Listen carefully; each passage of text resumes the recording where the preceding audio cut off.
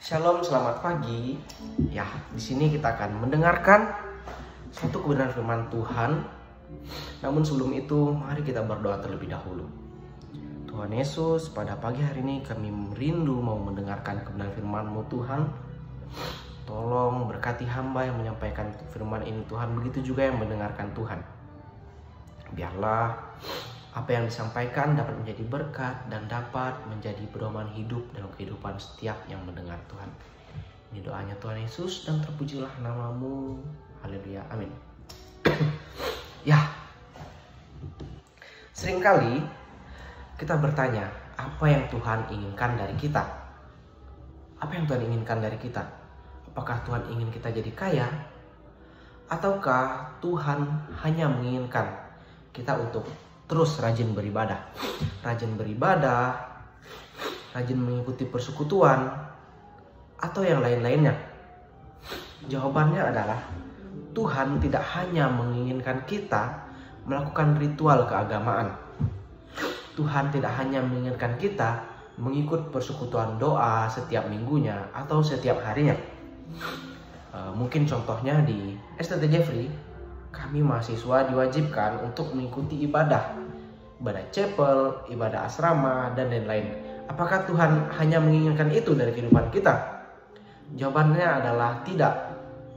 Tuhan tidak hanya menginginkan itu dari kehidupan kita. Dia mau kita lebih hidup dalam keadilan, dalam kasih setia, dan kerendahan hati di hadapannya. Mari kita sama-sama buka firman Tuhan di dalam Mika pasal yang ke-6 ayat yang ke-8. Saya akan membacakannya. Hai manusia, telah diberitahukan kepadamu apa yang baik dan apakah yang dituntut Tuhan daripadamu, selain berlaku adil, mencintai kesetiaan, dan hidup dengan rendah hati di hadapan Allahmu. Ya, sangat jelas disampaikan di firman Tuhan ini pada ayat yang ke-8. Tuhan tidak hanya menginginkan kita untuk hidup begitu saja, hidup dengan beribadah, rajin beribadah, atau ikut persekutuan dan lain-lain. Itu tidak ada gunanya jika kita tidak berlaku adil, mencintai kesetiaan, dan hidup dengan rendah hati di hadapan Tuhan. Ya, poin yang pertama adalah berlaku adil. Berlaku adil berarti bersikap benar dalam segala hal. Salah satunya contohnya adalah wasit. Ketika dalam permainan sepak bola, dia tidak boleh memihak hanya satu tim saja, atau hanya memihak dengan tim yang ia suka saja. Itu berarti ia tidak berlaku adil.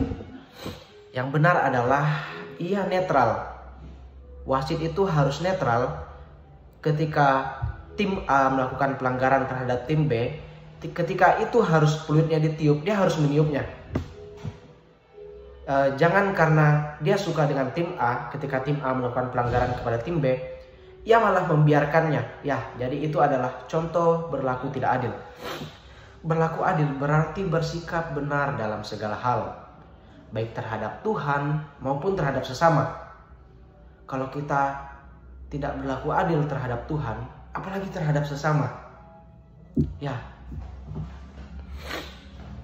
mari kita mengutamakan kebenaran dalam kehidupan kita. Berlaku adil dengan mengutamakan kebenaran. Tak peduli jika kita berlaku adil. Ketika kita berlaku adil, mungkin orang-orang yang curang pasti akan membenci orang yang berlaku adil. Tak peduli jika mereka membenci atau bahkan menghujat atau menghina, tak peduli, karena kita mengutamakan kebenaran. Dalam ayat ke-8 tadi jelas, hai manusia, telah diberitahukan kepadamu apa yang baik dan apakah yang dituntut Tuhan daripadamu. Dituntut, ya, dituntut di sini berarti kita ditekan untuk melakukannya. Bukan kita disuruh begitu aja, tetapi Tuhan menuntut kita, menuntut untuk berlaku adil. Mungkin kita berlaku adil di dalam pekerjaan kita, di dalam keluarga. Mungkin hal contoh kecilnya adalah kita harus jujur. Dalam keluarga kita harus jujur. Apakah kita sudah berlaku adil? Jadi kita harus jujur. Berlaku adil di sini berarti kita dituntut. Sangat jelas dikatakan di ayat sini. Dan apakah yang dituntutkan Tuhan daripadamu selain berlaku adil? Berarti di sini kita ditekan, diharuskan, diwajibkan untuk berlaku adil. Bukan Tuhan memerintahkan kita begini, jadi ayolah kita begini, ayolah kita melakukan adil. Tidak, tapi di sini Tuhan mau kita harus melakukannya, berlaku adil. Poin yang kedua adalah mencintai kesetiaan. Mencintai kesetiaan itu bagaimana sih? Kenapa kita dituntut untuk mencintai kesetiaan? Ya, mencintai kesetiaan berarti kasih dan belas kasihan kepada sesama. Mungkin hal kecil kita ambil contoh lagi dari keluarga atau dari sesama, dari teman-teman kita, teman di sekolah, teman kuliah, teman kantor kita. Seperti yang Tuhan tunjukkan kepada kita, Dia ingin kita memilih kasih yang setia kepada orang lain. Tidak mudah menyerah dalam mengasihi. Seperti Tuhan juga yang mengasihi kita, kita juga harus mengasihi orang lain. Kenapa kita dituntut untuk mengasihi orang lain? Kita tidak bisa berlaku adil seperti poin yang pertama tadi. Kita tidak bisa berlaku adil jika kita tidak bisa mengasihi orang lain atau dan lain-lain.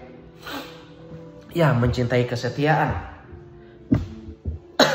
dalam hubungan keluarga, pertemanan, pernikahan, dan dalam pelayanan. Kita harus tetap setia dalam kasih. Bagaimana kalau kita pelayanannya hanya mencari biar kita dilihat keren, biar kita dilihat, wah dia tampil, wah kali ini dia lagi yang main, kali ini dia lagi. Apakah itu yang disebutkan dengan mencintai kesetiaan? Apakah mencintai kesetiaan berarti kita mau agar orang lain melihat kita terus-menerus? Tidak. Jadi mencintai kesetiaan adalah kasih dan belas kasihan kita kepada Tuhan dan hati kita yang tulus untuk setia, bukan hanya sekedar mau tampil begitu saja. Ya, apakah kita sudah menunjukkan kasih setia kepada orang di sekitar kita? Pertanyaannya, apakah kita sudah menunjukkan kasih setia kita kepada orang di sekitar kita? Kasih setia mungkin kita tulus terhadap seseorang, kita betul-betul tidak memikirkan yang lain, melainkan kita betul-betul menunjukkan kesetiaan kita, kasih kita, menunjukkan bagaimana Tuhan mengasihi kita. Begitu juga kita mengasihi orang-orang di sekitar kita. Contohnya tadi dalam pelayanan kita tidak hanya sekedar mau tampil, tapi kita betul-betul setia untuk menampilkan yang terbaik untuk Tuhan, bukan untuk orang-orang yang ada di situ. Ya. Kemudian sama halnya dengan berlaku adil tadi, mencintai kesetiaan juga di sini dikatakan, dan apakah yang dituntut Tuhan daripadamu? Selain berlaku adil, mencintai kesetiaan, dan yang ketiga adalah hidup dengan rendah hati di hadapan Tuhan. Kenapa di sini selain berlaku adil, mencintai kesetiaan, lihat ke-8 nih, selain berlaku adil, mencintai kesetiaan, dan hidup dengan rendah hati di hadapan Allahmu. Rendah hati berarti mengakui bahwa kita membutuhkan Tuhan dalam segala hal. Rendah hati berarti kita percaya bahwa kita tidak bisa menjalani sesuatu hal atau melakukan suatu hal tanpa bantuan dari Tuhan. Orang yang mengandalkan dirinya sendiri adalah orang yang sombong. Orang yang merasa bahwa dirinya hebat, wah saya bisa melakukan ini, itu, saya bisa sanggup melakukan ini tanpa bantuan dari Tuhan. Tapi yang sebenarnya adalah kita membutuhkan Tuhan dalam setiap langkah kita. hidup dengan rendah hati di hadapan Tuhan. Ketika kita meminta pertolongannya, di situ kita adalah hidup dengan rendah hati. Orang rendah hati tidak sombong, tidak merasa lebih baik dari orang lain. Orang rendah hati tidak memikirkan bahwa dirinya ada di atas orang lain, bahwa dirinya sangat lebih baik dari orang lain. Ya, kita harus mengandalkan Tuhan. Di dalam Yeremia pasal 17 ayat yang ke-7, di situ sangat jelas mengatakan, diberkatilah orang yang mengandalkan Tuhan, yang menaruh harapannya pada Tuhan. Sedangkan di ayat sebelumnya, di ayat mungkin ayat yang kelima, di situ mengatakan terkutuklah orang yang mengandalkan kekuatannya sendiri. Sangat jelas dikatakan dalam Yeremia 17 ayat 7 tadi, bahwa kita harus mengandalkan Tuhan. Hidup yang diberkati adalah hidup yang mengandalkan Tuhan. Hidup dengan rendah hati di hadapan Tuhan. Ya, Tuhan menentang orang yang sombong. Kita tidak boleh sombong, karena Tuhan menentang orang yang sombong, tetapi memberi kasih karunia kepada orang yang rendah hati. Di dalam Yakobus pasal 4 ayat ke-6,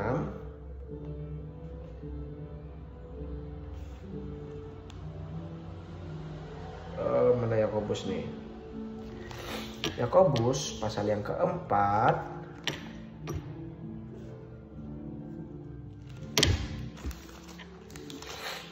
ayat yang ke-6 berbunyi demikian, tetapi kasih karunia-Nya dianugerahkannya kepada kita lebih besar daripada itu. Ya. Karena itu ia katakan, Allah menentang orang yang congkak tetapi mengasihi orang yang rendah hati. Allah sendiri mengatakan bahwa Dia menentang orang yang congkak, orang yang sombong, tetapi Ia mengasihi orang yang rendah hati. Jadi mari kita hidup bukan sekedar mengikuti ibadah atau mengikuti persekutuan dan lain-lain, tapi mari kita hidup berlaku adil, bersikap benar dalam segala hal, kemudian mencintai kesetiaan, kasih dan belas kasihan kepada sesama, terlebih lagi kepada Tuhan, kemudian hidup dengan rendah hati di hadapan Tuhan. Rendah hati berarti kita mengakui bahwa kita membutuhkan Tuhan dalam segala hal. Pertanyaannya bagi kita adalah, apakah sekarang kita mengandalkan diri kita sendiri atau kita mengandalkan Tuhan dalam kehidupan kita? Mari kita jawab ini dalam hati kita masing-masing. Apakah sekarang kita sedang mengandalkan diri kita sendiri dalam setiap laku kita, dalam setiap pekerjaan kita, ataukah kita melibatkan Tuhan dalam pekerjaan atau dalam setiap langkah kita? Demikian kebenaran firman Tuhan yang dapat kita sampaikan. Biarlah kita hidup berlaku adil, mencintai kesetiaan, dan hidup dengan rendah hati di hadapan Tuhan. Mari kita berdoa. Bersyukur Tuhan, kami sudah mendengarkan kebenaran firman-Mu Tuhan. Biarlah apa yang kami dengarkan Tuhan dapat kami lakukan dalam setiap aspek kehidupan kami Tuhan. Segala yang kami dengar, agar kami dapat melakukannya kepada sesama, agar kami tetap setia kepada sesama, berlaku adil terhadap orang-orang sekitar Tuhan, dan rendah hati Tuhan. Tuhan, ajar kami untuk terus mengandalkan Engkau Tuhan. Jika kami berjalan sendiri tanpa bantuan-Mu Tuhan, tegurlah kami Tuhan, agar kami dapat kembali ke rangkulan-Mu Tuhan. Kami tidak bisa berjalan sendiri, kami tidak bisa berjalan tanpa bantuan-Mu Tuhan. Jadi kami membutuhkan Engkau Tuhan. Ini doa kami Tuhan Yesus, dan terpujilah nama-Mu. Haleluya, amin. Puji Tuhan, terima kasih. Shalom.